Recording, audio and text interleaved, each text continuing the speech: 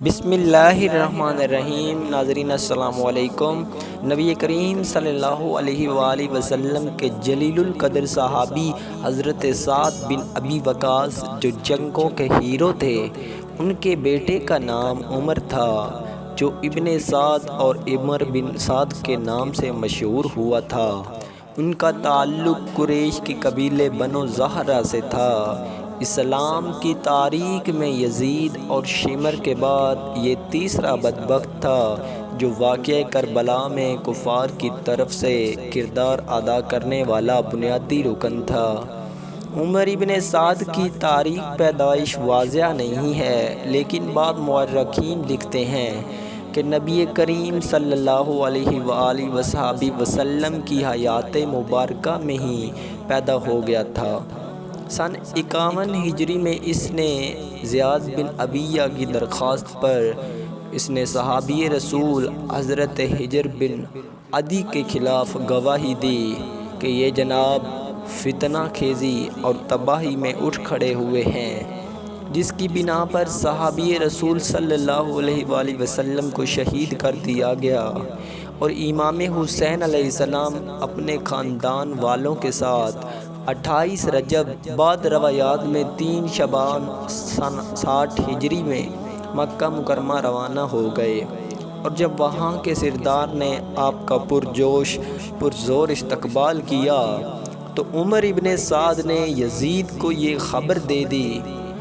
جب مسلم بن عقیل امام حسین علیہ السلام کے سفری بن کر کوفہ تشریف لے گئے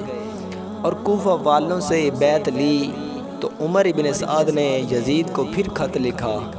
کہ اگر کوفہ کو بچانا چاہتے ہو تو کوفہ کے والی نعمان بن بشیر کو برطرف کر دو۔ چنانچہ جب عبید اللہ نے انچارج سنبھالا کوفے کا اور مسلم بن عقیل کو گرفتار کر لیا گیا، اور پھر مسلم بن عقیل نے بڑی رازداری کے ساتھ، بڑی ہوشیاری کے ساتھ ابن سعد کو ایک وصیت کی، لیکن اس نے وہ وصیت بھی یزید کو بتا دی۔ پھر جب ابن زیاد کوفہ آیا تو ابن سعد کو عراق کے ایران کے ایک شہر رے اور ایک اور شہر کی حکومت سونپ دی گئی، اور 4000 سپاہیوں کا لشکر اس کو دے دیا گیا اور کہا کہ وہاں پر موجود باغیوں پر کنٹرول کر کے وہاں پر اپنی حکومت قائم کر لو۔ ناظرین، جب ابن سعد اپنے لشکر کے ساتھ رے کی طرف پیش قدمی کرنے کے لیے بالکل تیار تھا، اینڈ موقع پر تھا، تو ابن زیاد نے اس کو اپنے لشکر میں شامل ہونے کا حکم دیا اور کہا کہ کوفہ کی طرف روانہ ہو جاؤ۔ ابن سعد نے پہلے تو صاف انکار کر دیا، لیکن جب ابن زیاد نے اسے دھمکی دی کہ اسے رے کا بادشاہ نہیں بنایا جائے گا، اگر وہ اس کا حکم نہیں مانے گا تو اس رے کی حکومت نہیں دی جائے گی، تو اس نے پھر فوری سر تسلیم خم کیا۔ ابن سعد بروز جمعہ 2 یا 3 محرم الحرام کو میدان کربلا میں پہنچا اور ایک اپنے آدمی کو امام حسین علیہ السلام کے پاس بھیجا اور کہا کہ آپ علیہ السلام یہاں کیوں آئے ہیں؟ امام علی مقام نے فرمایا کہ میں یہاں کوفہ کے لوگوں کے کہنے پر آیا ہوں، مجھے کوفہ کے لوگوں نے بلایا ہے تبھی میں آیا ہوں، اگر وہ حامی نہیں بھرتے تو میں پھر واپس چلا جاتا ہوں۔ پھر ابن سعد نے ابن زیاد کو خط لکھا اور سارا واقعہ بتایا جو امام حسین علیہ السلام نے کہا تھا۔ ابن زیاد نے اور اس کے ساتھیوں نے آپس میں مشورہ کیا کہ امام علی مقام امام حسین علیہ السلام کو شہید کیا جائے، ان کے ساتھ نرمی نہ برتی جائے کیونکہ یہ حق کی راہ پر چل رہے تھے۔ چنانچہ انہوں نے ابن سعد کو کہا کہ امام حسین علیہ السلام کے ساتھ نرمی مت برتنا اور انہیں تو کوفہ کی کمان شمر بن جوشم کے حوالے کر دو۔ پھر ابن سعد نے کہا کہ نہیں، میں کمان نہیں حوالے کروں گا، میں امام حسین علیہ السلام کے ساتھ جنگ ضرور کروں گا۔ اور بعض روایات میں آتا ہے کہ ابن سعد نے ہی خیموں کی طرف پہلا تیر پھینکا تھا